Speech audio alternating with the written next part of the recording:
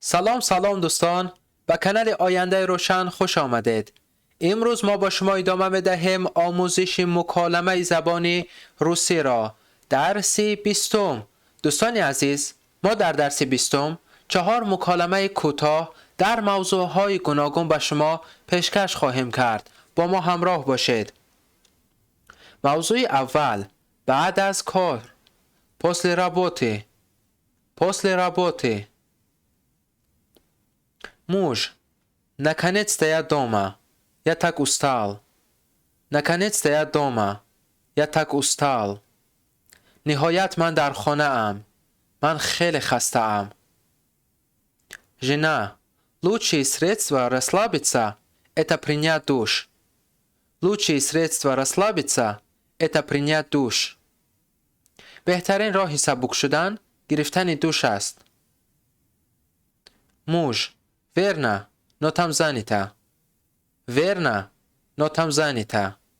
درست، اما آنجا بند است. Жена. Подожди немного. Выпей пока чашечку чая на кухне. Подожди немного. Выпей пока чашечку чая на кухне. کمی انتظار شوید. حالا در آشخانه یک پیاله چای نوشید. موضوع دوم: خدمت. услуга. услуга. Иван. Олег, я так хочу пить. Пожалуйста, принеси мне воды. Олег, я так хочу пить. Пожалуйста, принеси мне воды. Олег, من خیلی تشنه‌ام. لطفاً به من آب بیارید. Олег, конечно. Я как раз собирался на кухню за бутербродами. Тебе газированную или обычную? Конечно. Я как раз собирался на кухню за бутербродами. Тебе газированную или обычную? البته من اکنون برای چند ساندویچ به آشخانه می رفتم. آیا شما گازدار می خواهید یا عادی؟ Иван, газированную. Если тебе не сложно, то поднимись по лестнице на второй этаж ко мне в кабинет и захвати электронную книгу, пожалуйста. Газированную. Если тебе не сложно, то поднимись по лестнице на второй этаж ко мне в кабинет и захвати электронную книгу, пожалуйста. газдор. اگر برای شما مشکل نباشد، با زینه‌پایه به آشیانه دوم به آفیس من روید و کتاب الکترونی را گیرید لطفاً. Олег. Хорошо. Хорошо. خوب. Иван. Спасибо большое. Спасибо большое. تشکر زیاد. Олег. Ни за что. Ни за что. نمی‌ارزد. موضوع سوم: در مهمانی. В гостях. В гостях. Алиса. Добрый вечер. Мы очень рад вас видеть. Располагайтесь. Добрый вечер. Мы очень рады вас видеть. Располагайтесь. شب بخیر. ما از دیدن شما خیلی شادیم. جابجا شوید. Маша. Добрый вечер. Спасибо за приглашение. Нам очень приятно было его принять. У вас великолепный дом. Такой большой, просторный, и в нем так много комнат. Добрый вечер. Спасибо за приглашение. Нам очень приятно было его принять. У вас великолепный дом. Такой большой, просторный, в нем так много комнат. شب بخیر. تشکر برای دعوت. ما از قبول آن خیلی خوشحال شدیم. شما خانه عالی دارید. اینقدر کلان، گشاد و بسیار خانه ها. Алиса. Здесь 3 спальных комнаты.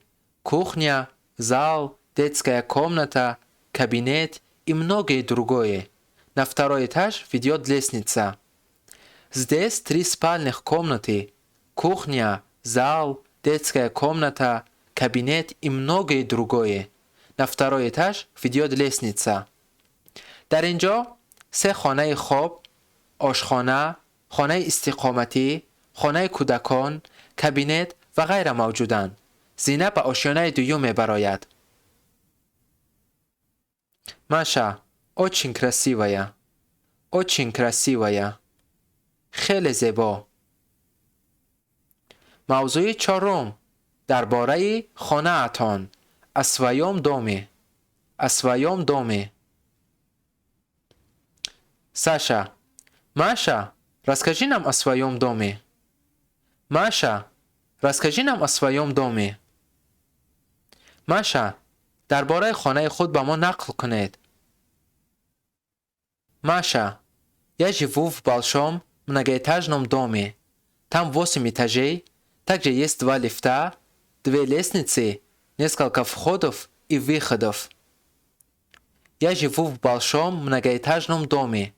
Там 8 этажей, также есть 2 лифта, 2 лестницы, несколько входов и выходов. من در یک بینای کلان بسیار آشیانه زندگی میکنم.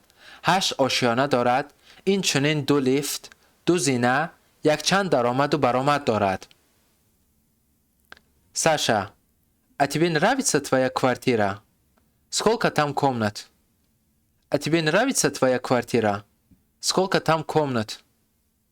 آیا شما خانه استقامتی خود را دوست می دارید؟ چند حجره وجود دارد؟ Маша, да, нравится. Она хоть и маленькая, но очень уютная. У нас есть зал, кухня и 2 спальных комнаты. Одна для родителей и одна для нас с сестрой. Да, нравится. Она хоть и маленькая, но очень уютная. У нас есть зал, кухня и 2 спальных комнаты. Одна для родителей и одна для нас с сестрой. بله، به من معقول است. وای خرد است، اما خیلی براحت است. تالار، آشخانه و 2 خانه خواب داریم. یکی برای پدر و مادرم و دیگری برای من و خواهرم. دوستان عزیز، از تماشا کردن شما منت داریم. برای از درس‌های بعدی ما با خبر شدن به کانال ما ابونه شوید و زنگولچه را زیر کنید. تا دیدار.